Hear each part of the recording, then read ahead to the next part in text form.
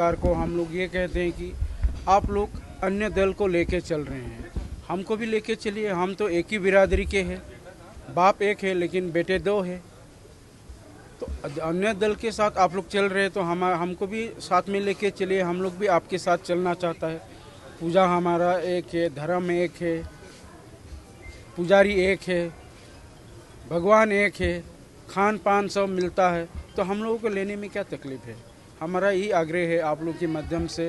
मैं भारत सरकार और असम सरकार को बोलता हूँ, अखिल भारतीय जनसंघ आप लोगों का साथ चलना मांगता है और आप लोग भी हम लोग को लेके चलिए, यही अनुरोध है सभी का। क्योंकि वो जनसंघ से ही निकले हुए हैं, नहीं जनसंघ के ही बाद भारतीय जनता पार्टी का गठन हुआ था। तो अब चूंकि जनसंघ को खत्म कर चुके हैं या वहाँ से हट चुके हैं, तो अब आपको साथ क्यों लेकर चलें? अच्छा प्रश्न किया आपने। जब सन 1977 में जब इंदिरा जी ने सबको जेल में डाल दिए थे, उसी वक्त जेल से निकल के आने के बाद आडवाणी जी और वाजपेयी जी पूरे भारत घूमे रथ यात्रा लेकर के। कितना सीट मिला? 2 सीट मिले। उन लोग तब श्यामा प्रसाद मुखर्जी, पंडित दीनदयाल, प्रोफेसर बलराज मधोक को पोस्टर तक लगाने नहीं मांग रहे थे। जब मोदी जी आने के बाद सारे हम लोगों का संपत्ति लेकर के चल रहे। आज बोलो तो बीजेपी लिस्ट पे चल रहे। सारे जनसंघ का प्रॉपर्टी हमारा है। कौन कहता है वो मर गया बोल के?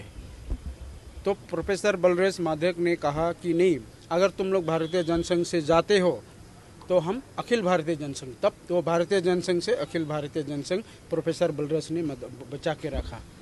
ये गलत बात है। बीजेपी गलत बोलते हैं, वो जानते नहीं है अभी तक। मैं सच्चाई बोल रहा हूँ, ये सच्चाई है। नहीं तो बोलिए, अभी बीजेपी बोलिए क्यों हम श्यामा प्रसाद मुखर्जी जी का, पंडित दीनदयाल जी का, प्रोफेसर बलराज जी का क्यों पोस्टर लगा के रख दिए? केस फाइल कीजिए हमारे ऊपर। अब चूंकि ये बताइए कि आज उनका जयंती था, डॉक्टर श्यामा प्रसाद मुखर्जी जी का, उनका कौन सा ऐसा विचार है जिसको आज के जो युवा हैं वो उनको आइकॉन के रूप में देखें या उनके विचारों को माने या उनके विचारों पर चलें? देखिए, श्यामा प्रसाद मुखर्जी का इतने विचार है। मैं अगर उनमें से बोलूँ तो मैं आसाम से हूँ। मैं आसाम से होकर कहूँ, अगर श्यामा प्रसाद मुखर्जी नहीं रहते तो हमारे आसाम पूरे नॉर्थ ईस्ट बांग्लादेश बन जाते। तो वो एक हमारा, उनका प्रेरणा से हम तो जुड़े हैं इसी वजह से। और श्यामा प्रसाद मुखर्जी का वजह से वो कश्मीर का 370 हट गया। सब उनका तो बनाया हुआ सारी नीति थी। आज हम लोग जाते हैं आते हैं, ना उनका परमिशन चाहिए, ना इनर लाइन परमिट चाहिए, ना क्या चाहिए। कितने ऐसे हैं देश के लिए उन्होंने कितने कहा। उन्होंने क्या अपने लिए कुछ नहीं सोचा। मुखर्जी साहब ने जितना सोचा, अपना मंत्री पद छोड़ दिया। अभी आप बताइए, किसी हेल्थ मिनिस्टर को बोलिए या किसी को बोलिए, छोड़ेंगे गद्दी? तो जम्मू कश्मीर से धारा 370 और 35 से हटाया गया। हाँ। तो उसका पूरा क्रेडिट तो भारतीय जनता पार्टी ले रही है। अरे भाई, लेने दीजिए ना। बनाया किसने है? वाजपेयी जी ने बनाया, आडवाणी ने बनाया। वो कौन बनाया? Doctor Shyama Prasad Mukherjee sir. Doctor Shyama Prasad Mukherjee किसका नेता था? अखिल भारतीय जनसंघ का।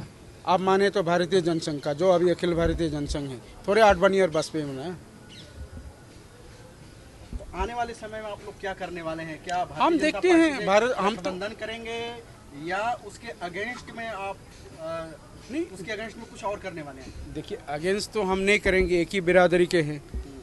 आज हमारा सब कुछ लेके भारतीय जनता पार्टी चल रहा है तो मैं भी गर्व करता हूँ। चलो, हम लोग से ही गरीब रहो, आप ही अमीर रहो।